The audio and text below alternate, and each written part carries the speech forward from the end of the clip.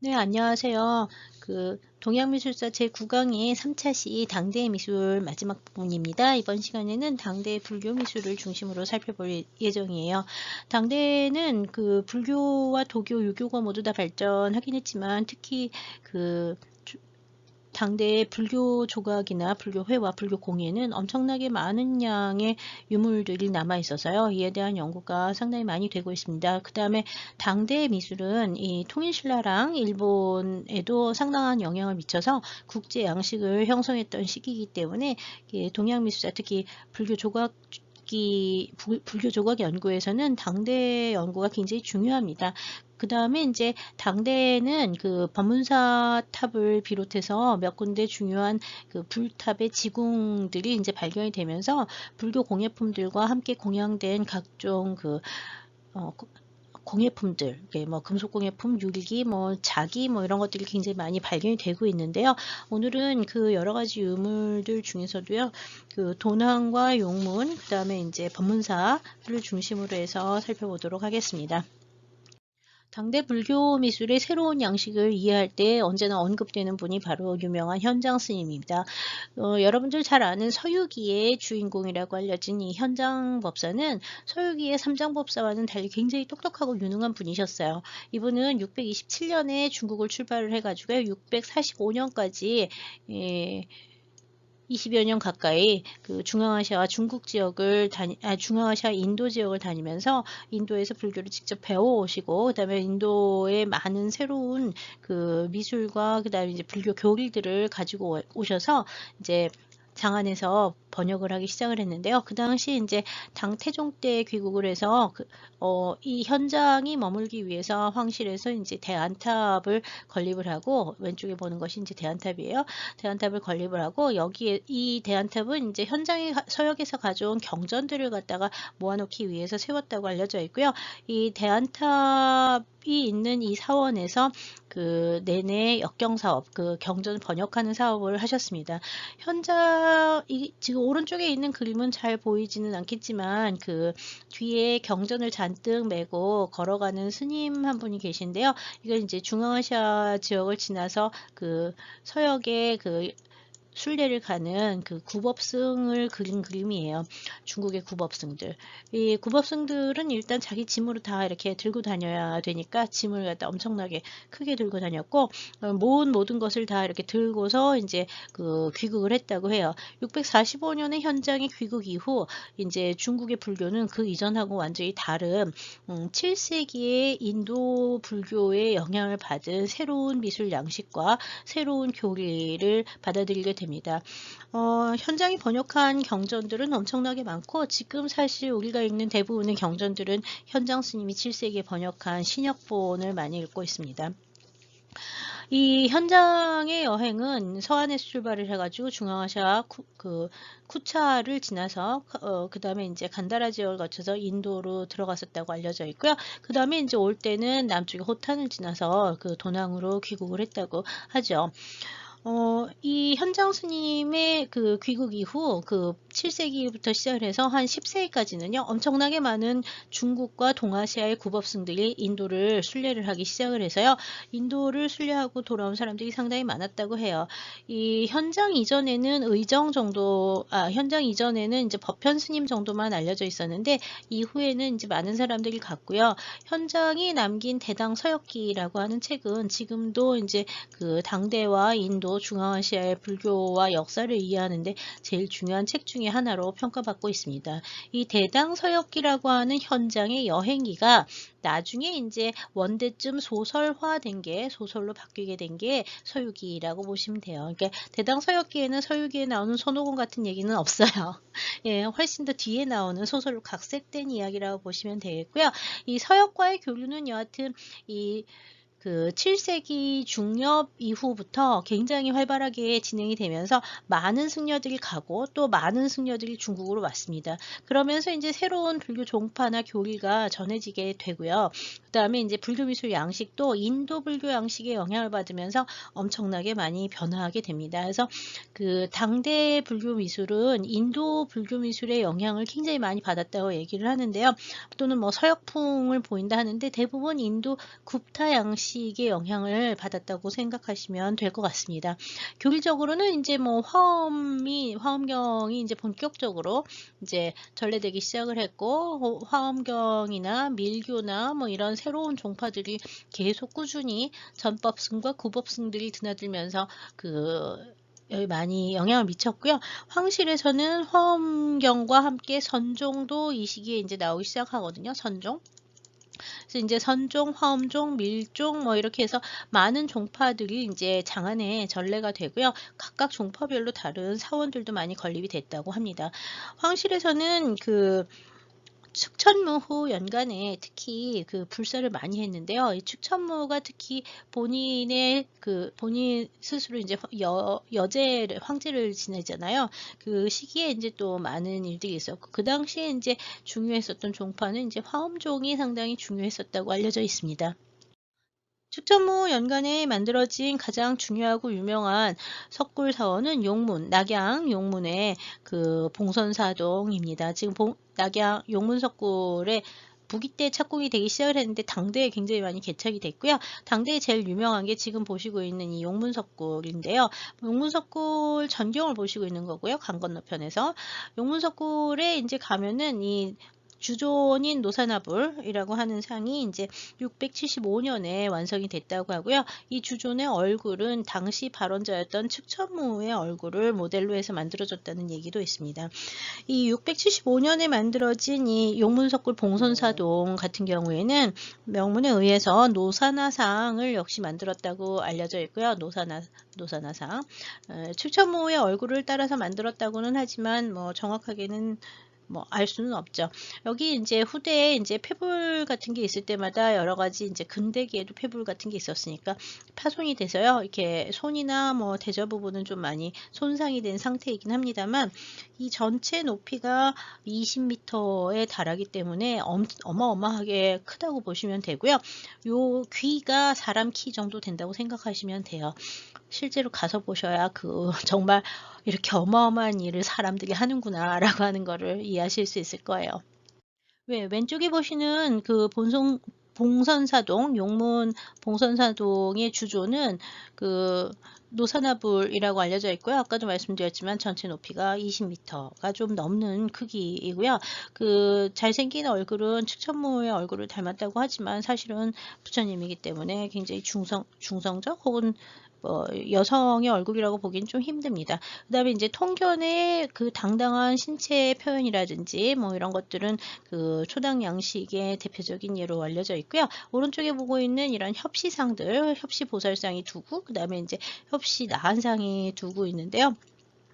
이 나한상과 보살상, 특히 보살상에서 보이는 이 삼국자세의 표현이라든지, 그 다음에 가늘게 허리가 육감적으로 변화한 이런 양식들, 그 다음에 아주 화려하고 정교한 장신구들, 그 다음에 거대한 광배, 이런 것들은 그 이전에 중국에서는 찾아보기 힘든 당대 불교 조각의 특징이라고 할 수 있습니다. 네, 특히 이 봉선사동의 경우에는 이렇게 들어가는 감에 주존이 있었잖아요. 그리고 보살상이 양쪽 옆에 있고 가운데 나한이 있고요. 그 다음에 이제 양쪽 옆으로 천왕이 2명, 그 다음에 이제 역사가 2명 이렇게 있어서 하나, 둘, 셋, 넷 구존으로 이루어진 구조를 하고 있는데, 특히 그 중에서 이쪽에 있는 천왕의 경우에는 생령좌라고 해서 밑에 이제 악귀를 밟고 있고요. 위에는 탑을 들고 있는 천왕상의 형태를 하고 있는데요. 이런 천왕상의 형태는요, 같은 시기에 우리나라는 조금 더 늦을 수 있죠. 이게 675년에 완성이 돼 있다고 하는데요.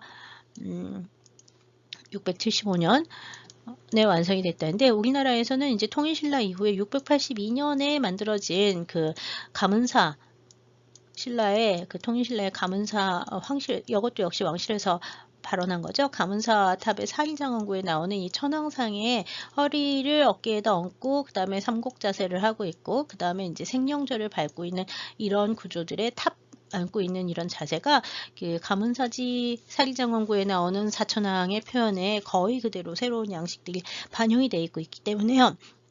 7세 후반 통일신라에서는 이 당대의 불교미술 양식을 그대로 인식하면서 영향을 받기 시작을 했었던 거로 보입니다. 우리나라에서는 하여튼 7세기 후반이 되는 이 가문사에서 이제 이 용문석굴 그래서 변화한 새로운 양식들, 신양식이라고 하는 당대 신양식의 그 조상 양식의 영향을 받은 조각이 가문사에서 이제 우리나라에 처음 보이고 있습니다. 이후 이제 7세기 후반 지나서 8세기가 되면 훨씬 더 상들의 그 입체감이 강해지고요. 더 생생하게 표현이 돼 있고, 그 다음에 굉장히 이렇게 어떻게 보면 뭐라고 표현해야 될지 잘 모르겠는데 좀 이렇게 사실적이면서도 이상적 사실주의라고도 하고요. 약간 이렇게 성적 표현이 좀 가미가 된 그런 형태의 상들로 육감적인 상들로 변화하게 됩니다. 네, 지금 보시고 있는 거는 당대에 이제 만들어진 산성 태원에 있는 천룡산 석굴이라고 하는데 전경을 보시고 있고요. 이 천룡산 석굴은 동이북제연관부터 시작을 해가지고 당대에 주로 많이 만들었는데 특히 8세기에 만들어진 석굴이 많습니다. 지금 보다시피 이쪽에 석굴들이 잔뜩 있죠. 이 석굴들에서 나온 지금 이제 천룡산 석굴에 가보시면 지금 얼굴 없이 이렇게 깨진 상들이 굉장히 많은데 8세기에 가장 아름다운 석굴 중에 하나라고 알려져 있어서요. 아주 일찍부터 상들이 도난을 많이 당했습니다. 그래서 외국으로 유출된 상들이 많은데 여기도 보면은 어깨가 넓고 허리가 가늘고 굉장히 이렇게 육감적인 포즈와 육감적인 자세를 한 누디티한 그 느낌을 주는 어떻게 보면 섹시하다는 말을 쓰기도 하는데 그런 보살상들과 불상들이 천룡산 석굴에서 제일 많이 만들어졌습니다. 그래서 가장 아름다운 상들이 여기서 만들어졌다는 얘기를 하기도 하는데요. 얼굴들이 다 별도로 이렇게 다 다른 데로 나가 있어서 지금 천룡산 석굴의 상들은 온전하게 남아있지는 않습니다. 지금 보는 두 점은 모두 다 천룡산 석굴에서 가져온 상이고요. 일본의 동경국립박물관에 가시면 보실 수 있습니다. 오른쪽에 있는 거는 불상이고 왼쪽에 있는 건 보살상인데 둘 다 신체가 그대로 드러나면서 가슴이라든지 뭐 유두까지 표현이 되어 있고요. 허리는 잘록하게 들어가고 이게 근육이라든지 이런 것이 굉장히 생생하게 표현이 돼서 아주 사실적인 느낌을 주는 조각으로 변화하고 있습니다. 이런 사실적인 조각 양식들은 이 당대 8세기 이전에는 찾아볼 수 없었기 때문에 당대 양식에서의 가장 독특한 특징이라고 할 수 있고요. 이런 새로운 양식들이 중국에서 등장할 수 있었던 가장 큰 이유 중에 하나는 서역으로부터 전래된 새로운 도상과 새로운 양식의 상들, 불상들 같은 예들이 있고요. 그 다음에 이제 서역을 다녀온 사람들이 늘어나면서 인도의 조각들을 따라서 만드는 인도풍의 불상들이 만들어지면서 이제 이런 상들이 나오기 시작했다고 보시면 될 것 같아요. 역시 측천모 연간에 이제 만들어진 중요한 상들이 장안에 광택사라는 절이 있었는데 이 장안의 광택사에서 어느 날 갑자기 빛이 나서 이제 땅을 파봤더니 거기서 부처님의 사위가 잔뜩 나왔다고 해요. 그래서 이제 거기다가 이제 칠보대라고 하는 대를 하나 짓고요. 지금은 이제 칠보대 자리에 탑이 광택사 탑이 들어가 있는데 이 칠보대에다가 이제 불상들을 잔뜩 만들어서 봉헌을 했다는데 이것도 역시 8세기 전반 정도로 알려져 있는데요. 이 광택사, 보경사 같은 데입니다. 이 보경사로 이름을 바꿨는데 이 보경사 칠보대에서 나왔다고 하는 이 불상들은 현재 대부분 역시 동경국립박물관에 와 있습니다. 지금 보고 있는 게 이제 광택사에서 나온 11명 관음보살상을 보고 있는데요. 상을 보시면 굉장히 입체적이고요. 그 다음에 가슴 표현, 허리 표현, 그 다음에 신체 표현들이 굉장히 사실적으로 이제 육감미가 넘치게 표현이 되어 있는 게 특징이고요. 11면의 얼굴이라든지 뭐 이런 것들, 이 얼굴상 같은 경우에는 먼저 시간에 보셨던 도형들 중에 살찐 도형들 있잖아요. 8세기에 많이 나오는 그런 상들하고도 양식이 많이 비슷합니다. 여하튼 이런 보살상 양식들은 지금 우리나라에 같은 시기 8세기에 만들어진 통일신라 시대 때 지금 불국사 이건 석굴암이죠. 석굴암의 11명 관음과 비교해 보면 우리나라 것이 좀 더 훨씬 얌전한 양식을 하고 있어요. 얼굴이 그렇게 많이 드러나지도 않고 상이 이렇게 막 가늘고 막 이렇게 입체적인 느낌들이 조금 덜한 편이라서요. 당대 불상하고 우리나라 불상하고는 통일신라 불상하고 비슷한 듯하면서도 약간 차이가 있는데 제일 이렇게 양식의 차이를 보여주는 원인 중에 하나는요. 이 우리나라의 석불들은 대부분 화강암으로 만들면서 이 화강암이 아주 입체적이고 세련된 조각을 하기가 좀 어려워요. 돌이 딱딱해서. 그래서 이 화강암을 만들었기 때문에 상들이 중국이나 인도에 비해서는 좀 입체감이 좀 덜하다는 게 우리하고의 좀 차이라고 볼 수 있습니다. 아쉽게도 일본의 경우에는 같은 시기에 뭐 목불이나 이런 게 좀 남아있는 데 비해서 우리나라는 이제 소조상이나 목불이 거의 남아있지 않기 때문에 예, 동시대의 것을 이렇게 비교하기가 좀 어려운 부분이 있고요.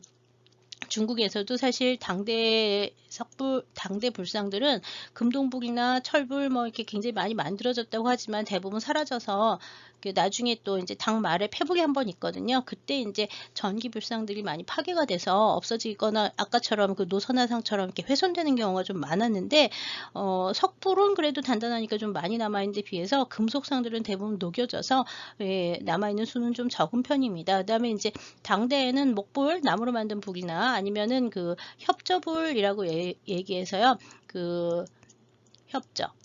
칠 해가지고 오칠 해가지고 그 만드는 불상이 있는데 이 협저불 같은 경우 되게 많이 만드는데 대부분 목불과 협저불은 이후에 당대 중기 이후에 이제 계속 전란이 많았기 때문에 전부 다 타버리고 그다음에 패불 시에도 전부 다 태워버려서 이런 것들이 많이 만들었다는 기록은 있지만 지금 많이 남아있진 않습니다.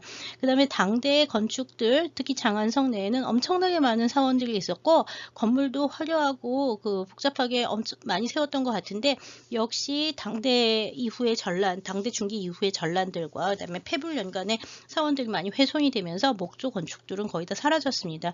아마 초기의 당대 탑들은 대부분 다 특히 이제 당대에 세워진 탑들은 그 서안에 지금 남아있는 아까 그 대안탑과 또 이제 비슷한 소안탑 뭐 이렇게 전탑들 이외의 목탑들은 전부 다 사라졌고요. 나중에 이제 그 당대 목탑지 위에다가 송대나 명대나 뭐 이럴 때 후대에 이제 그 전탑으로 바꿔서 탑지 위에 다시 이제 새 탑을 쌓아놓은 얘들이 많이 있다고 보시면 되겠습니다.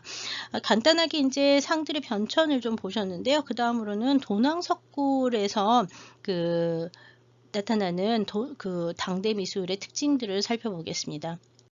당대에 세워진 불교 석굴들은 상당히 많습니다. 중국 전역에 정말 어마어마하게 많은데 오늘 이제 몇 개의 예들을 도낭에서 이제 보는 이유는 다른 석굴들하고는 달리 도낭 막고굴의 경우에는 이렇게 벽화가 같이 남아 있어서 굉장히 중요합니다. 지금 보시고 있는 것은 도낭 막고굴 45굴의 전경인데요. 이 45굴을 비롯해서 그 당대 도낭 석굴들은 보통 이렇게 입구가 있으면 입구 들어가자마자 방형의 그 커다란 방이 되고요. 안쪽에 지금 보는 것처럼 감실이 있어요. 그래서 감실에 소조상들을 봉안을 하고요. 그 다음에 이제 나머지 벽들은 천정까지 전부 다 벽화로 채우게 됩니다. 이 보통 그 석굴이 이렇게 당대 동안왕 석굴들은 방형의 그 단독 그 석굴이 많고요. 감이 있는데 감은 지금 보다시피 그 땅에서부터 조금 떨어져서 그 높이를 좀 해가지고 이제 만들게 되고요. 천정은 이제 위에가 말각 조정식으로 이제 돼 있어서 이렇게 말각 조정이라보다 모죽임 천정으로 돼 있고 가운데에는 연화문이 그려진 경우가 많습니다. 그 다음에 지금 여기 보시는 것처럼 이렇게 조그만 불상들이 잔뜩 그려서 이제 천불도라고 얘기를 하는데요. 이 천불도가 보통 이 천정 부분의 위를 장식한 경우가 많습니다. 사방벽은 도상에 따라서 다 다른 이야기들을 그리게 되는데요. 소조상들이 안치되는 이 중앙의 감실, 여기 보이는 이 중앙의 감실 같은 경우에는 보통 주전을 중심으로 해서 그 용문석굴에서 보는 것처럼 나한 2명, 그 다음에 이제 그 보살 2명, 그 다음에 천왕 2명 이렇게 해서 7존이나 혹은 9존으로 배치가 되는 경우가 제일 많은데요. 특히 그 나한 같은 경우에는 한쪽에는 젊은 그 안한을, 그다음에 한쪽에는 나이 먹은 가섭을, 그래서 안한과 가섭을 표현하는 경우가 많습니다. 그다음에 이제 뒤쪽에 광배나 이런 것들은 별도로 만들지 않고 전부 다 채색 벽화로 이제 표현을 하게 되고요. 이 위쪽 부분 여기까지도 전부 다 그림을 그려서 이렇게 불교 그 불화로 전체가 다 가득 찬 공간들로 만들어지는 게 특징입니다. 지금 보시고 있는 게 이제 8세기 제일 유명한 석굴 45구를 보셨고요. 그다음에 이제 또 유명한 당대 328구를 보실 텐데요. 이것도 이제 전형적인 당대 석굴인데 328국이에요. 여기는 안한과 가섭이 있고, 그다음에 좌우에 협시보살이 그 반가좌로 표현이 되어 있습니다. 그리고 이제 여기 보면은 그 한쪽이 없어졌는데 원래 여기도 하나 또 있었는데 이거 도둑 맞았거든요. 지금 미국으로 가 있습니다. 그래서 이 328굴과 45굴이 당대 8세기의 제일 대표적인 아름다운 석굴로 알려져 있는데, 여기 있는 이 불상들은 전형적인 8세기 양식의 불상이고요. 보살상도 마찬가지인데, 이런 것들은 다 소조상으로 만들어져서 소조상으로 만들어진 후에 채색을 해서 채색 소조상이 됩니다. 채색 소조상. 소조상이라고 하는 거는 그 기둥을 넣고서는 거기다 이제 흙을 붙여서 만드는 거고, 흙 붙인 다음에 겉에 표면을 하얗게 플라스로 바르고 그 위에다가 다시 채색을 하는 상인데요. 이런 채색 소조상이라고 하는 거를 채소상이라고 부르기도 합니다. 그다음에 이제 사방 벽에 전부 다 벽화를 이제 그렸는데, 이 그 벽화에 보시면 그 뒤쪽에도 보면은 역시 안한과 가섭이 이제 들어가면서 이 벽화 뒤에 광배하고 또 다른 그 협시상들을 그림으로 표현하는 경우가 많고요. 이 소조상들은 상당히 여러 개가 만들어져 있는데, 특히 이 8세기의 상들은 보살상이 굉장히 입체적이고 아름다워서 그 8세기 불교 조각들을 대표하는 상들이라고, 이 45굴과 328굴이 당대 도낭석굴의 그 대표적인 보살상들을 이제 가지고 있는 그 석굴로 알려져 있습니다. 좀 전에 보신 45굴의 이제 보살상, 협시보살상이 이제 이렇게 생겼고요. 그 다음에 이쪽이 328굴의 그 소조상입니다.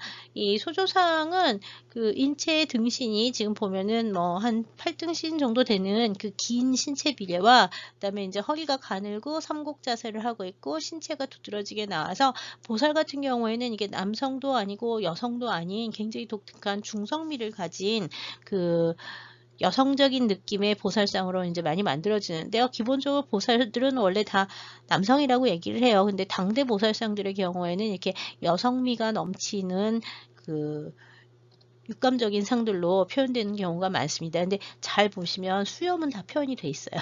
그래서 굉장히 이렇게 이국적이고 독특한 상들로 만들어지게 되는데요. 옷 같은 경우에는 상반신은 나신이고 밑에는 이제 옷을 갖다가 전부 다 이렇게 문양까지 다 그려가지고 화려하게 채색들을 하게 되는데, 이런 문양의 표현이나 직물의 표현 이런 것들은 현존하는 직물들하고도 그 현존하는 당대 직물들에서 보이는 장식적인 문양들이 많이 그려져 있고요. 이 장식적인 문양들은 역시 서역의 페르시아 문화나 중앙아시아 문화의 영향을 받은 그 독특한 문양들이 많습니다. 뭐 쌍조문이라든지 뭐 아니면은 그 연주문이라든지 뭐 이런, 그 다음에 이제 그 커다란 단화문 뭐 이런 것들도 다 당대에 많이 유행을 하는 그 문양 장식이라고 보시면 될 것 같습니다. 네, 이 소조상들, 당대의 소조상들, 도낭의 소조상들은 석상들하고는 또 달리 이렇게 완전한 채색이 되어 있어서 굉장히 사실적이고 입체감이 넘치는 상들로 만들어진 게 특징이고요. 이런 소조상의 제작 전통은 이후에 송대나 요대까지도 계속 이어지게 됩니다. 아마 중원 지역에, 특히 이제 그 장안이나 뭐 이런 지역에서는 소조상들이 많이 만들어졌어도 지금 남아있지 않지만, 도낭 지역에서는 당대 애들이 이렇게 많이 남아있어서 당대 불교미술과 그 불교미술 조각과 회화를 연구를 할 때 도낭이 언제나 중요하게 언급되는 가장 큰 이유가 이렇게 아름다운 상들이 많이 남아있어서 그렇죠.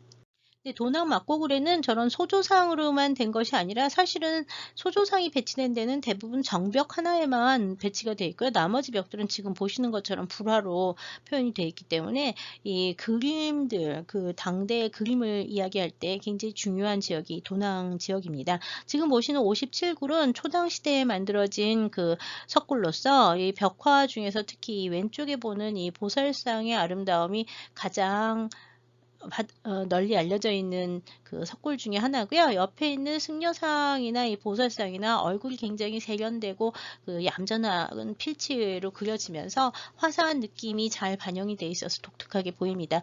여기 상에 보이는 이런 검게 변한 그 살색은 아마 납과 같은 안료를 썼기 때문에 이 납이 산화 반응해서 검게 변해서 이렇게 나온 거라고 보시면 되고요. 원래는 이런 색이 아니었을 거라고 보고 있습니다. 그 다음에 이제 여기 변하지 않는 이 노란색, 이거는 금을 실제로 붙여서 장식을 한 거라서 금색들이 지금 굉장히 잘 남아 있습니다. 장신구의 형태로 봤을 때는 이제 뭐 허리가 잘록하고, 그다음에 여기 보면은 이렇게 복잡한 장신구 내려오는 거는 북제에서 수대 양식의 장신구를 하고 있으면서 당대로 넘어가는 초당 시기의 대표적인 불화입니다. 그 다음에 이제 지금 보시는 거는 도낭막곡을 103굴에 들어가는 문의 양쪽 좌우벽에 그려진 유마와 문수를 그렸는데요. 제가 잘못 써서 이거는 이 유마경이라고 하는 경전에 나오는 얘기를 쓴 건데, 이 유마라는 사람이 인도의 굉장히 유명한 장자예요. 그래서 제가 신도로서 도를 깨우친 아주 유명한 현자인데, 여기가 유마고 이쪽이 문수인데요. 이 유마거사는 유마경이라고 하는 경전은 아마 1세기에서 2세기 인도에서 대승불교가 발전한 당시에 제가 신도들의 중요성을 이야기하면서 출가자와 재가자를 구별하는 교단의 문제점을 가르치기 위해서 나왔다고 얘기를 하고 있는데요. 유마는 이게 출가자가 아니지만 부처님의 도를 잘 알고 있는 현자로 알려져 있고요. 이 유마가 어느 날 아프다는 얘기를 듣고 석가모니가 자기의 이제 중요한 제자 중에 하나인 문수사리 보살을 유마한테 보내서 이제 둘이서 이제 병문 안으로 온 아픈 유마의 병문 안으로 온 문수보살이 둘이 대담을 하는 얘기를 유마경에서 이제 기록하고 있는데, 그 장면, 유마와 문수의 대담 장면들을 이제 당대 도낭석굴에서 이제 가끔 문 입구에 많이 그리게 됩니다. 근데 이 유마, 특히 오른쪽에 있는 유마의 표현을 보면은 이렇게 활달한 필치와 뭐 얼굴의 표현이라든지 이런 자세 뭐 이런 것들이 이제 굉장히 파격적으로 표현이 돼 있어서 이게 당대 오도자의 화풍의 영향을 받은 그림으로 널리 알려져 있습니다. 그 다음에 이제 당대 이 도낭석굴에서 유마와 문수가 표현이 될 때요. 보통 문수보살 밑에는요, 제왕도건에 나왔던 그 제왕 같은 형상들이 이제 중국의 제왕이 나오고요. 반대쪽에 나오는 사람들은 여러 명의 직공도에 나오는 외국 사신들이 이제 표현이 되는 경우가 많습니다. 그래서 이 유마경하고 그 다음에 현실에서 유행을 했던 제왕도건, 그 다음에 이제 직공도의 모습들이 이제 하나의 화면으로 합쳐진 형태를 볼 수 있는데요. 이제 이런 도상들이 당대 내내 몇 군데, 지금 보여드리는 게 한 군데만 있는 게 아니라 여러 군데에 남아있다고 보시면 됩니다. 근데 이 103굴에 그려진 이 유마상의 경우에는 이 오도자의 화풍이 굉장히 잘 드러나 있어서 아마 당대 중원의 영향이 도낭 지역에 영향을 많이 미쳤다는 것을 알 수 있는 작품으로도 알려져 있습니다. 네, 지금 보시고 있는 벽화는 도낭막고굴 217굴에 표현된 아미타 정토도입니다. 이 도낭막고굴의 당대부터는 이게 아미타 정토 변상도라고 하죠. 이게 변상도라고 하는 그림들이 굉장히 많이 나오는데, 이 변상도라고 얘기를 하는 거는 경전의 내용을 그림으로 도회한 그림들입니다. 특히 지금 보고 있는 아미타 정토 변상도 같은 아미타 정토도라고 얘기를 하긴 하지만, 이런 변상도 계통의 그림들에서는 주존이 나오면서요, 주존의 협시가 양쪽에 나오고 정토를 상징하는 천공들이 이제 바깥에 표현이 됩니다. 그리고 이제 여기 아미타 정토에서 이제 중요한 특징은 이게 연화장 세계이기 때문에 연꽃 위에 떠 있는, 여기 다 밑에 바닥이 이렇게 보시면은 물로 표현이 이제 돼 있고요.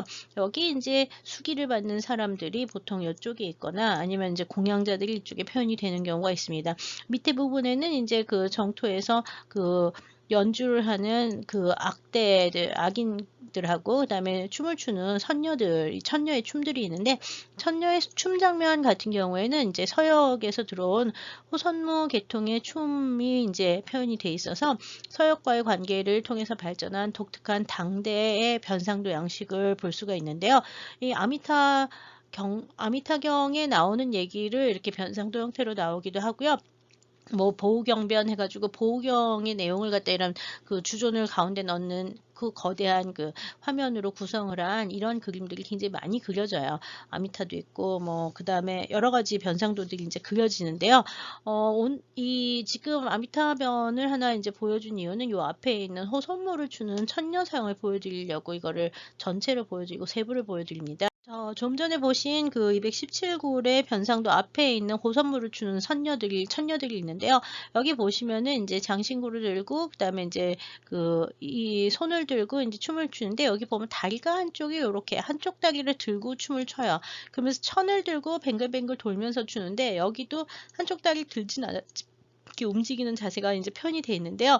두 명이 마주해서 이제 천을 돌리면서 이렇게 뱅뱅 돌면서 추는 춤, 이 한 다리를 들고 추는 이런 춤들이 서역에서 온 호선무 계통의 춤이라고 알려져 있습니다. 그래서 이런 그 당대에 유행했던 그 양식들, 새로운 양식들, 서역계 양식들이 이렇게 그림 안에, 불화 안에도 이제 표현이 되고 있는 것들을 볼 수 있고요. 아까 큰 그림에서는 이런 세부 디테일이 잘 보이진 않았지만 하나하나가 저 그림 화면이 그 석굴 내 전벽을 차지하기 때문에 굉장히 크거든요. 그래서 세부를 사실은 하나하나 살펴보면서 불상의 표현이라든지 건물의 표현이라든지 이런 거를 좀 자세히 보면 좋은데 시간이 좀 모자라기 때문에 오늘 자세히 보지는 못합니다. 그래서 대충 중요한 도상들 몇 개와 당대 양식의 특징들 같은 것들을 주요 작품 중심으로 살펴보았고요. 당대 도낭석굴은 너무 많아요. 너무 많아서 비슷한 굴도 너무 많고 구조도 비슷한 게 많고요. 잘 남아있는 굴들은 상당히 잘 남아있는데 비해서 또 좀 나쁜 상태의 굴들은 이렇게 벽화가 막 다 뜯겨진 그런 데도 상당히 많이 있습니다. 그러면 지금 보여드린 그림 말고도 전통적인 양식의 뭐 석가모니의 일생이라든지 뭐 불전도 이야기라든지 뭐 이런 것들이 그려진 벽화들도 나옵니다. 근데 지금 조금 전에 본 217굴의 그런 변상도 형태의 저런 그림들, 아주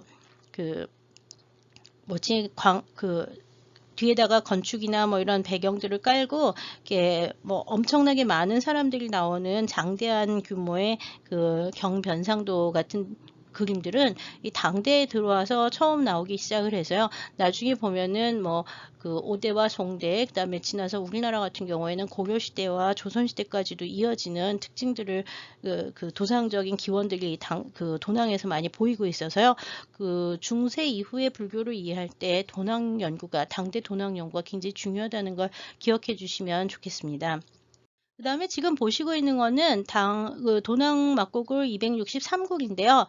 여기 보시면 지금 제가 그리는 대로 여기 이렇게 파란색의 벽이 있는데 파란색과 흰색의 원래 벽이 있는데 이 벽이 이제 당말에 그 새로 그려진 벽화예요. 근데 이게 보수를 하다가 이 부분이 이만큼 뜯겨 나간 거죠. 그래서 이 파란 부분이 떨어지고 나니까 안쪽에 그 부귀시대 때 벽화가 나왔습니다. 그래서 이 부귀시대 때 벽화 보면은 당대 거는 오히려 까맣게 변했는데 여기는 원래 흰색이 그대로 남아 있잖아요. 왜 그러냐면 이거는 공기와 차단이 되면서 원래의 색을 갖고 있는데 비해서 얘들은 공기 중에 노출되어 있는 벽면, 바깥 벽면이라서 색깔이 이렇게 다 변했다는 걸 알 수 있습니다. 지금 보시는 것처럼 이렇게 후대에 그 원래 있던 벽 위에 벽화가 낡으면서 다시 회칠을 하고 벽을 그렸던 경우가 종종 발견이 되고 있는데 이 263국이 비교적 그런 예 중에서는 유명한 그 석곡이라서 여러분들께 보여드렸고요. 하나의 석굴이 그 부귀 때 개착이 돼도 지금 보는 것처럼 그 이후에 계속 그 겉에다 덧칠을 하면서 석굴의 벽화 양식이 굴 자체는 오래된 굴인데 벽화를 새로 그리는 경우가 종종 있었다는 것도 기억해 두실 필요가 있습니다. 지금 보는 두 점은 모두 다 도낭의 장경동에서 출토가 된 유물들이에요. 장경동은 지난 시간에 잠깐 그 북이 때 하면서 설명을 했었는데요. 이 장경동은 그 도낭에서 20세기 초반에 우연히 발견된 16골 속에 부속된 굴이었고, 이 안에서 엄청나게 많은 불화와 경전들이 출토가 됐었다 그랬잖아요. 해초 그 8세기 때 인도를 다녀온 우리나라의 해초 스님 같은 경우에도 해초 스님이 썼다고 하는 왕호천축 국전이 장경동에서 발굴이 돼서 지금 프랑스의 벨리오가 가져갔습니다. 그래서 프랑스 도서관에 있는 이유가 이 도낭에서 발견이 돼서 벨리오가 프랑스로 가져갔기 때문에 그러고요. 지금 보고 있는 두 점은 모두 다 장경동에서 발견된 그림인데, 스타인이라고 하는 영국 사람이 영국으로 가져가서 현재 영국에 남아있는 그림들인데요. 왼쪽에 있는 거는 그 8세기에서 9세기 정도에 그려진 게 아니라 자수불상이에요. 자수. 비단에다가 수를 놔가지고 지금 수불로 만들어진 예를 보시고 있고요. 오른쪽에 있는 거는 9세기 때의 그 관음보살인데, 그냥 관음이 아니라 수월관음도죠. 이 고려 수월관음도의 도상적으로 가장 오래된 예는 바로 이 도낭에서 나온 9세기의 수월관음도가 되겠습니다. 여기 보면 이제 청죽 나오고 뭐 이제 이래서 그 나중 후대에 유행하는 수월관음도 도상에 이른 예가 도낭에서 확인이 되고 있었고요.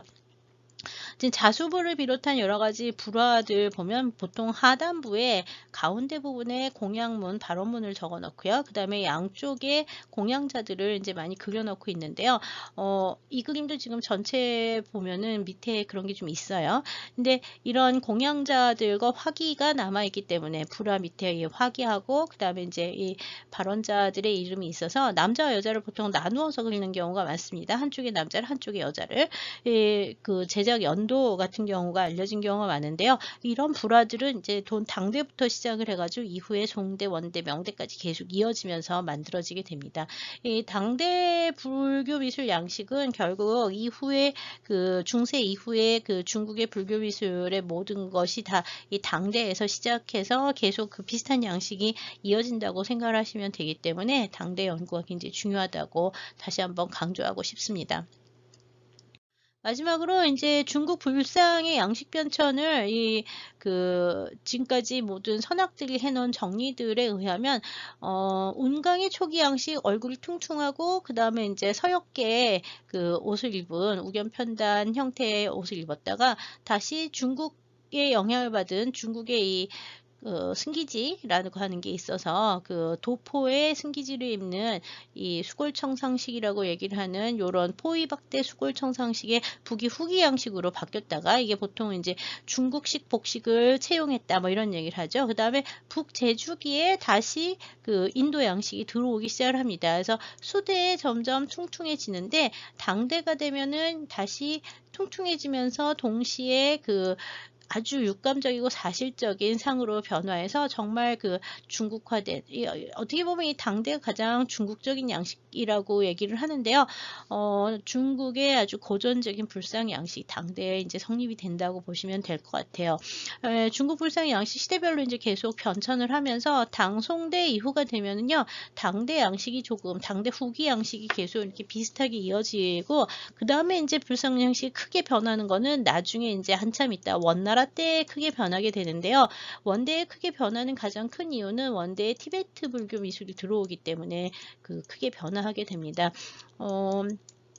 여하튼 이 당대까지 변천 과정을 좀 잘 이해하시면 그 불상의 그 양식 변천에 대해서는 그렇게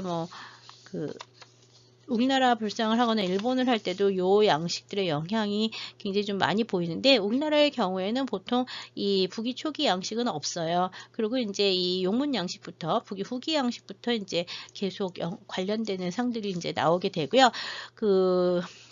일본에서도 역시 용문 양식에 영향을 받은 그 백제 양식부터 시작해서 이제 나오게 되기 때문에요. 요 단계들을 좀 잘 기억하실 필요가 있습니다.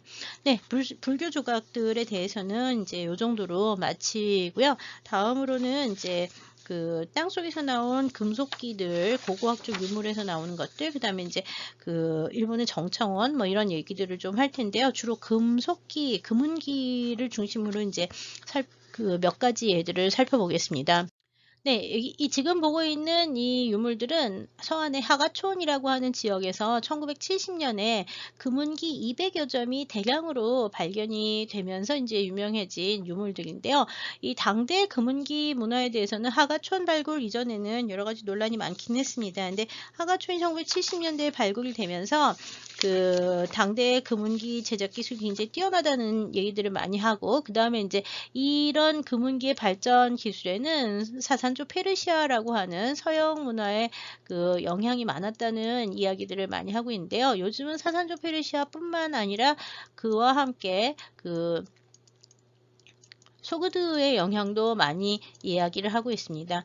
여기 이제 소그드라고 하는 건 중앙아시아의 주로 인제 사마르칸트 뭐 이 일대, 우즈베키스탄 일대를 얘기를 하고요. 사순 페르시아는 이란을 말을 하는데요. 왜 이란과의 영향관계가 중요하다고 얘기를 하냐면요. 사산조 페르시아가 651년에 651년에 이슬람의 침공으로 멸망하게 됩니다. 7세기 중엽이 되죠.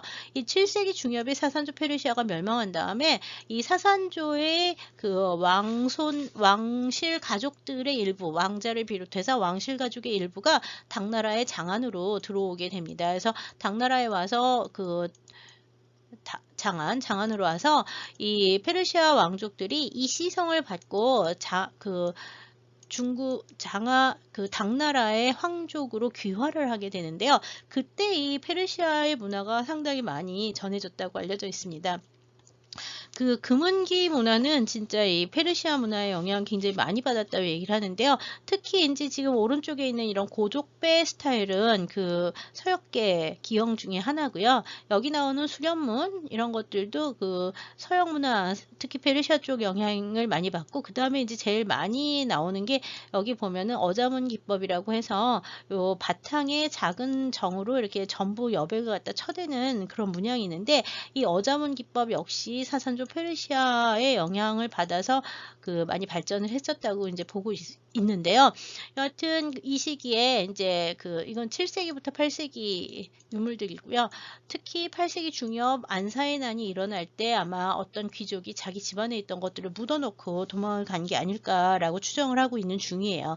그래서 이 하가촌에서 나온 금은기 200여 점은 처음 나온 교장, 서원에서 처음 발견된 교장 유물이 금은기 교장인데요. 이 교장 유물들이 이제 중국에서는 강소성을 비롯한 몇 군데에서 당대 금은기 유장이 여러 군데서 발견이 됐습니다. 그래서 당대 금은기 연구는 70년대 이후에 이제 굉장히 많이 되고 있고요. 지금 이 유물들은 전부 섬서성 역사박물관의 특별전시실에 하가촌 특별전시실이 따로 있어서 전시들을 해놓고 있으니까 혹시 섬서성에 가시면 하가촌 유물들을 좀 보시면 좋겠습니다.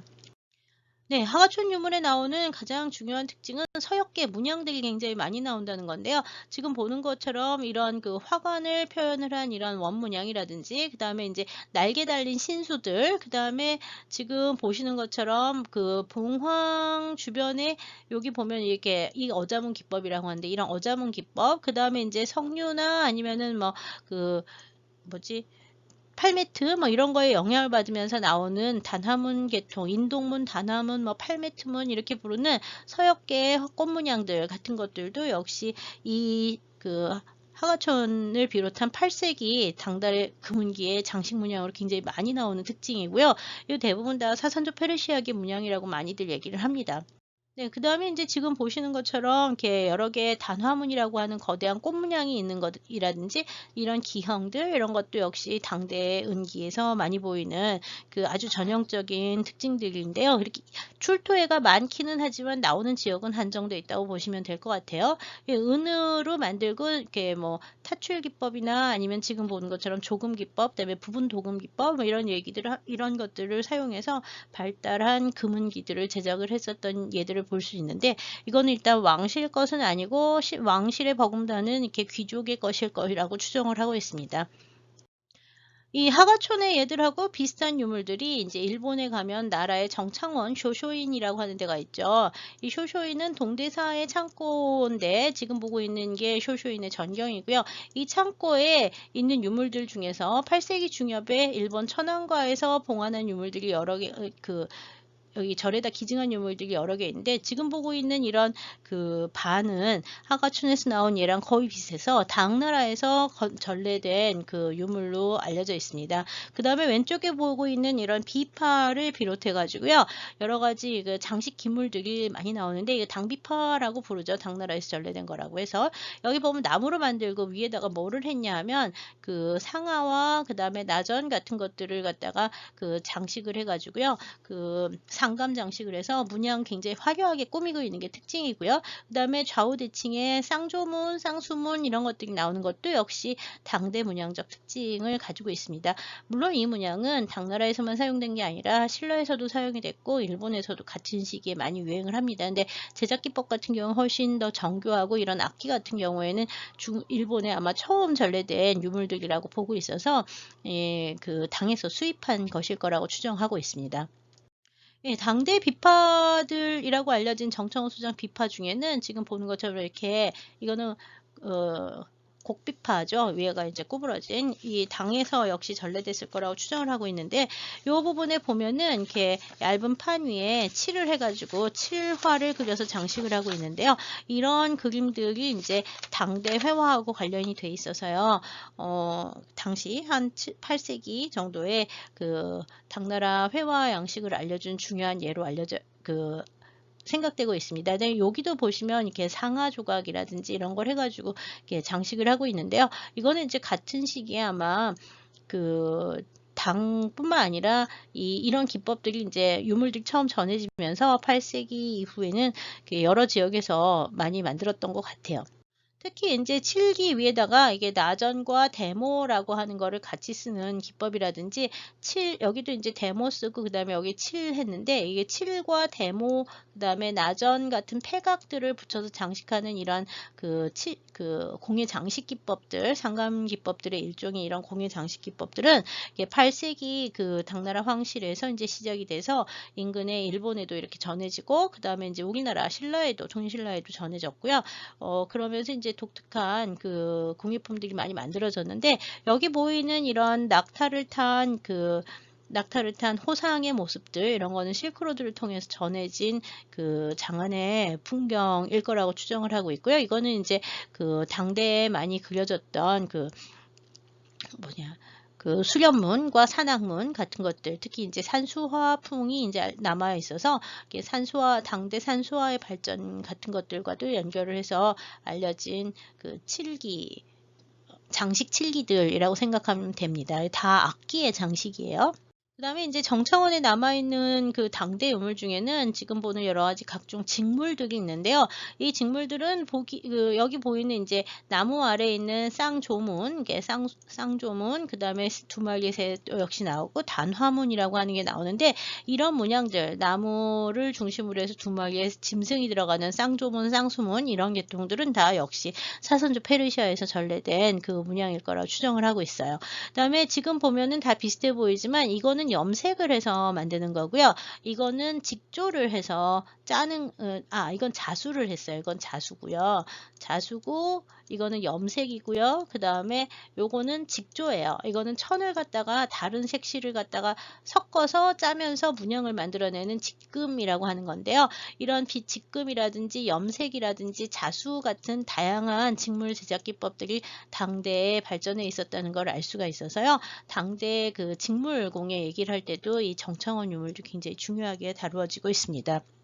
네, 지금 오른쪽에 있는 것 같은 경우에는 이제 정청원에서 나온 건데 왼쪽에 있는 거는 중국에 출토가 된 거예요. 지금 보고 있는 거는 가운데에 이게 해수라고 해서 괴물을 하나 놓고요. 포도하고 그 다음에 이제 당초문들을 갖다가 얽혀서 이 해수포도경이라고 하는 당나라의 아주 독특한 거울들인데요. 이 해수포도경은 8세기, 9세기 때 중국에서 만들어지면서 인근 그 한국이나 그러니까 신라나 아니면 그 일본에서도 다 이런 해수포도경들이 8세기 좀 많이 만들어지거나 또는 유통이 됐는데 이거는 아주 당대의 전형적인 동경 거울이라고 보시면 될 것 같습니다.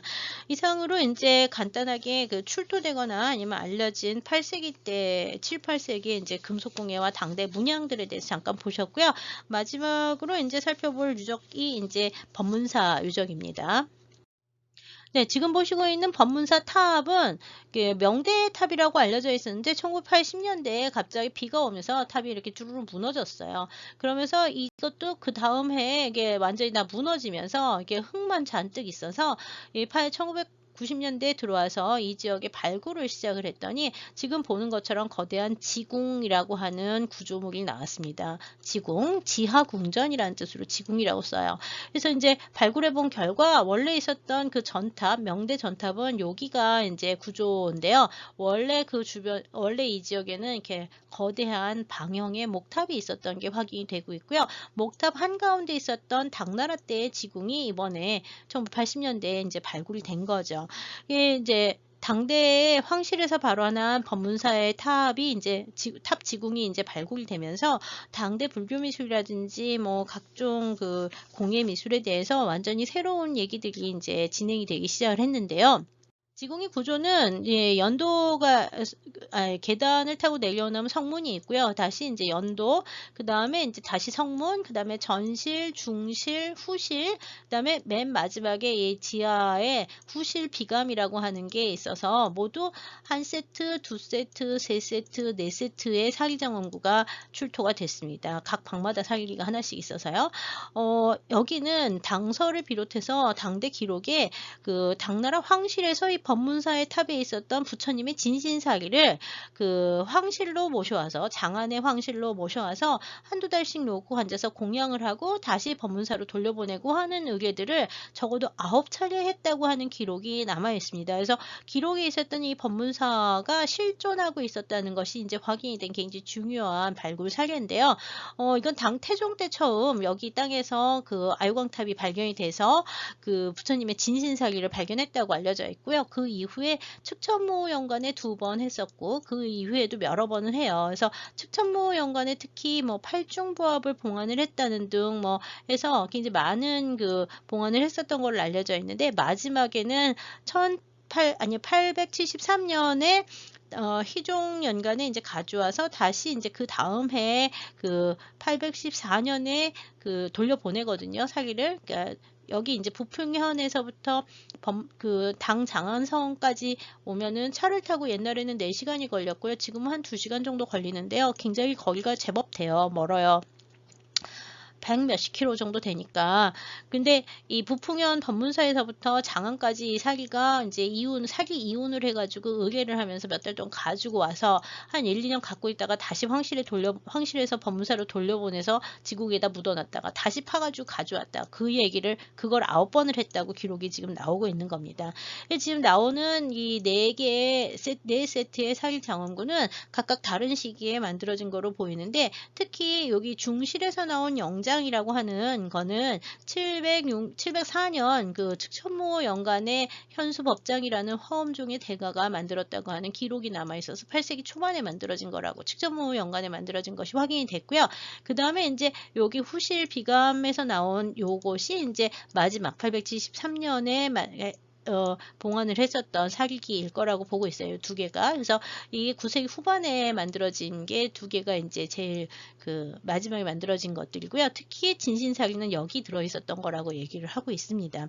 이거는 이제 우연히 발굴이 됐어요. 땅속에 있어서 원래 몰랐는데 진짜 그러니까 여기 나머지 3개에 있었던 건 가짜 사기를 넣어놓고 요거 하나만 진짜였다고 얘기를 하는데요.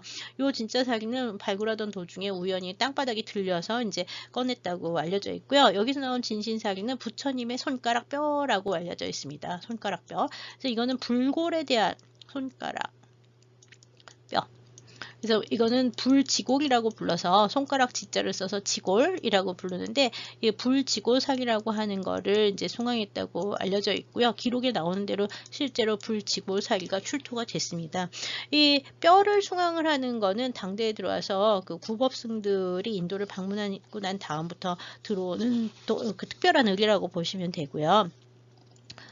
4세트의 사기장구는 다 다른 양식으로 만들어졌는데요. 지금 보시는 거는 이제 이 요 안에 이제 자기가 들어서 이 영장이라고 부르는 이게 영장이라고 부르는데 이 영장 안에 들어 있었고요. 이 영장이 아까 중실에서 나온 704년에 연대를 가진 그 석조 영장입니다. 상당히 대형이고 앞에 이제 향로를 놔뒀는데요. 영장의 형태는 이중에 천개를 가지고 있고요. 그 다음에 이제 그 아래 방형으로 되고 영락이 잔뜩 늘어져 있는 구조를 하고 있는데 이 구조는 우리나라 가문사지 이거 가문사 동탑의 그 내함인데 가문사 동탑의 내함하고 비슷해 가지고요. 아마 요런 형태가 그 좀 더 일찍부터 그 당대 황실 발원 사리 이혼할 때 이런 거를 사용하지 않았을까라고 추정을 하고 있습니다.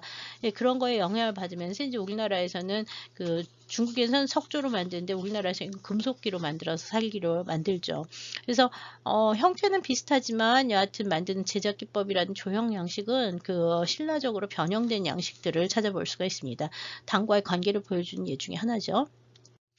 네, 법문사의 지금 후실 같은 경우에는 지금 모든 방들이 안에 공약물이 잔뜩 들어있어서 여기 보면 다도구를 비롯해가지고 각종 유물들, 그 다음에 다합, 그 찬합 같은 것도 은으로 만든 찬합 이런 게 나오고요. 그 다음에 이제 지금 사천왕상이라든지 뭐 나무로 만든 뭐그 조각상, 그 다음에 이제 금동보살상 뭐 이런 것들도 나왔고요. 지금 지궁 후실에서 나온 팔중보함이라고 하는 거는 겉에 있는 이 나무로 만들고 은태를 돌린 함까지 포함해서 팔중이 되는데요. 어떻게 구성이 되어 있었냐면 지금 보시는 것처럼 아까 나무화함이 있었다 그랬잖아요. 그 나무화함 안에 지금 은합이 있고요. 다시 은 들어가고 다시 은 들어가고 다시 금이에요. 요거 두 개는 금. 요거는 옥이고요. 그다음 맨 마지막에 금으로 된 탑이 있어서 이 금탑 안에 사기가 이렇게 그 손가락뼈 사기가 꽂혀 있는 상태로 발굴이 됐습니다. 그래서 하나, 둘, 셋, 넷, 다, 일곱 하고 마지막에 그 목함까지 해서 8중부합이 됐고 9세기에 만들어진 상인데 각각 여기 보면은 뭐 사천왕이라든지 무슨 대일열애라든지 뭐 이제 이런 여러 가지 불교 도상들이 밀교 도상들이 이제 표현이 돼 있어서 밀교 연구할 때 굉장히 중요한 그 9세기의 밀교를 연구를 할 때 굉장히 중요한 작품으로 알려져 있고요. 이거하고 이제 세트로 나오는 게 땅바닥에서 땅 속에서 나온 지금 후실 출토품이 되는데요. 이 지궁 후실 출토품의 경우에는 진신사리가 여기 들어있었다고 하는데 이거는 옥으로 만든 함을 써요. 이게 원래 중국에서 그 한대부터 시작해서 옥함이나 옥수위를 갖다가 수위로 옥을 갖다가 이제 그 장례식 할 때 많이 쓰잖아요. 그래서 이것도 옥을 사용해서 만든 게 이제 특징이고요. 이게 이제 수정으로 들어가고 다시 금동으로 들어가서 여기 철함으로 들어가는 게 사중함인데 실제로는 요 가운데 목함이 하나 더 있어서 오중이 돼요. 요런 합들로 만들어져 있고 제일 중요한 거는 요 함에 보면은 금동합에 보면 금동합이 아니라 은제도금함이에요. 은제도금함인데 이 은제도금함에 45존상이라고 하는 밀교의 존상들, 45존의 밀교 존상들이 새겨져 있어서 역시 당대 후기에 황실에서 밀교를 숭앙했음을 보여준 중요한 예로 알려져 있습니다. 지금 보시는 요 빨간색의 이 둥근 원기둥 같이 생긴 게 부처님의 손가락 뼈사기라고 하려는 사기고요. 이거는 몇 년 전에 우리나라에도 한번 그 사기 그 친견 의례를 위해서 한국에 왔던 적이 있습니다. 그다음에 좀 전에 보신 그 45존상 은제 도금함에 보면 가운데에 그 직원을 한 비로자나를 중심으로 해서 사방부를 넣고 있는데 이 사방부의 도상이 대일열애 그 직원인의 대일열애와 그 다음에 이제 모생불 아미타 그 다음에 불공성취 아촉해서 밀교계의 그 오부를 이제 봉헌을 하고 있어서 당대 밀교를 연구를 할 때 제일 중요한 상으로 그 이해를 하고 있습니다. 뭐 도상에 대해서는 여러분들이 뭐 잘 알지 못하셔도 되니까 대일경에 의한 대일열애를 봉헌을 하고 거기에 맞춰서 45존상을 배치했다 이렇게 기억하시면 될 것 같습니다. 불교 경전에 밀교 경전에 따른 그 도상 배치를 한 것이 특이하다 이렇게 특이하다기보다 중요하다 이렇게 기억하시면 되겠습니다. 그 다음에 이제 여기서는 정말 많은 정말 무수히 많은 공양구들이 나왔고요. 탑이 무너진 데에서도 또 무수히 많은 공양구와 불보살상과 비석들이 나와서 지금 법문사에 가보시면 법문사 박물관이 따로 세워져 있습니다. 출토된 유물들을 전시하기 위해서요. 수많은 유물들이 지궁과 그 다음에 탑 주변에서 출토가 되는데요. 특히 중요한 거는 지금 보고 있는 것 같은 당대 황실에서 사용한 것으로 알려진 각종 은재 다구들이에요. 이 다구라고 얘기를 하는 거는요. 차를 끓이는 도구들인데 요거 보시면 이거는 차 잎을 가는 다전이고요. 그 다음에 그 당시 차에는 소금을 넣어서 먹었다 그래요. 이거는 염대라고 해가지고 소금 넣어 먹는 그릇이고요. 이건 차 우기는 통들이죠. 이건 차합이 되고요. 그래서 이 다도구들을 은으로 만든 다도구들이고 당대의 황실에 소속된 공방에서 만든 얘들이 나와서 당 황제가 여기 공양을 한 공양구들로 보고 있습니다. 그래서 엄청나게 많은 양의 9세기의 은기들뿐만 아니라 뭐 유리, 향로 뭐 이런 도자기 뭐 엄청나게 많이 나왔어요. 그래서 그 중에 이제 일부를 보셨고요. 이런 예들이 지금 당대 황실의 실제 생활을 알려주는 중요한 예가 되기도 합니다. 네, 왼쪽에 있는 오족 은로 같은 경우에는 870년, 함통 10년에 만들어졌다고 알려져 있고요. 명문이 남아있어요. 그 다음 명문에 의하면 만든 제작자는 진경보와 오홍갑 같은 장인들이 만들었는데 이 장인들은 문사원에 소속이 돼 있던 장인이라고 알려져 있고요. 문사원은 송대부터 기록에 나오고 당대에는 문사원이 없는데 여하튼 이미 당대에 문사원이 있었다는 것을 이 기록들을 통해서 확인을 할 수가 있습니다. 이거는 불교 의례에 사용하는 향로 같은 거라고 생각하시면 돼요. 향로인데 다리가 5개가 달리고 은으로 만들었고요. 명문을 가지고 있기 때문에 제작 연대와 무게, 그 다음에 제작자와 제작자들의 이제 소속 기관들이 이제 확인이 되고 있습니다. 오른쪽에 있는 것도 역시 문사원에서 만든 거로 알려져 있고요. 차통으로 사용이 돼 있었는데 은실을 짜서 만든 아주 독특한 예입니다. 이런 예 그렇게 많지는 않은데 당황실에 무덤이 아직 다 발굴돼 있지 않기 때문에 이런 유물들이 많이 없잖아요. 그리고 뭐 은기나 이런 것들은 녹여서 다시 쓰기 때문에 없어진 게 많은데 이거는 9세기의 유물들이 그대로 남아 있어서 당대 문화 연구할 때 굉장히 중요하게 여겨지는 작품들이에요. 네, 지금 보시고 있는 거는 당대 법문사 지궁에서 이제 나온 청자를 보시고 있는데 월주에서 만든 청자들이고요. 역시 9세기의 청자들이 보이고 있습니다. 그 다음에 이제 중요한 것 중에 하나 지금 보시고 있는 평탈 장식 청자인데요. 청자의 바깥에 부분에 지금 보는 은판에 도금을 한 거를 칠기법으로 붙여서 장식을 했는데 청자를 평탈로 장식한 예도 많지 않은 데다가 평탈 기법 자체도 많지 않아요. 금속반 붙이는 게 평탈 기법인데 이 독특한 예가 이제 역시 법문사탑에서 나왔고요. 다구의 일종으로 봉황이 됐습니다. 법문사 출토품 중에서 이제 마지막 보는 슬라이드가 지금 보시고 있는 이슬람에서 만들어진 유리기인데요. 지금 왼쪽에 있는 거는 전형적인 이슬람 문양이 이제 돼 있고 페르시아 쪽에서 만들었을 거라고 추정을 하고 있어요. 그래서 이슬람에서 만들어진 유리병하고 그 다음에 이제 유리반 이거는 한 20cm가 좀 넘는 거대한 반인데 이런 이슬람 지역의 유리기들이 역시 당대 장안을 통해서 들어와서요. 법문사에 부장이 돼서 당과 이슬람과의 교역을 보여준 중요한 자료로서도 여겨지고 있습니다. 역시 하한연대가 9세기라서 9세기의 이슬람 유리기들로서 이슬람 연구할 때도 굉장히 중요한 자료가 되고 있습니다. 지금까지 이제 법문사 출토품들을 보셨고요. 다음으로는 이제 마지막 슬라이드가 되겠습니다.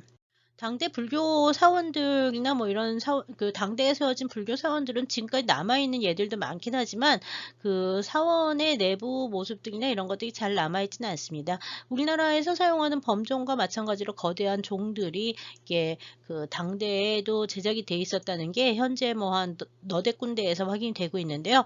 특히 범종에서 사찰에 사용하는 범종만 만들어진 것이 아니라 지금 왼쪽에 보고 있는 것처럼 도관에서도 종을 만들어 사용했다는 것이 확인이 되고 있습니다. 명문이 있어서요.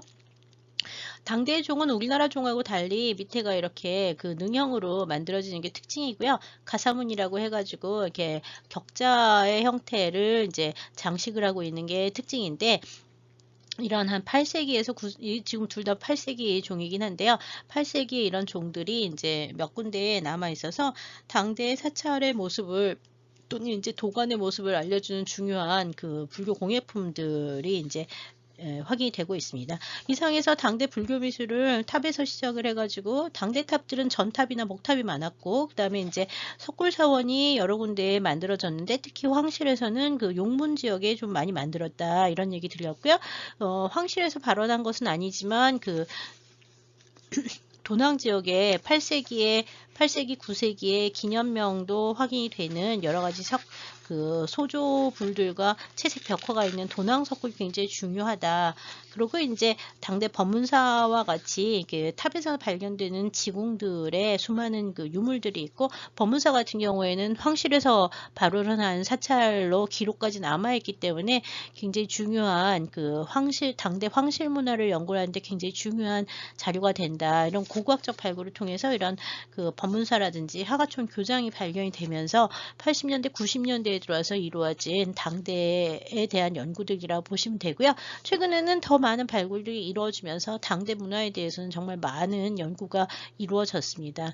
이에 대해서는 여러분들이 뭐 당대 미술 같은 책들을 보시거나 그 별도의 도낭 석굴 뭐 이런 것들을 보실 수도 있고 법문사에 대한 책들도 한국어로 나온 게 많이 있으니까 그런 것들을 좀 더 보시면 관심 있으시면 보시면 좋겠습니다. 여기까지 해서 당대 미술, 수양대 미술을 마치도록 하겠고요. 다음 주에는 이제 5대와 송대로 넘어가도록 하겠습니다. 수고 많이 하셨습니다. 감사합니다.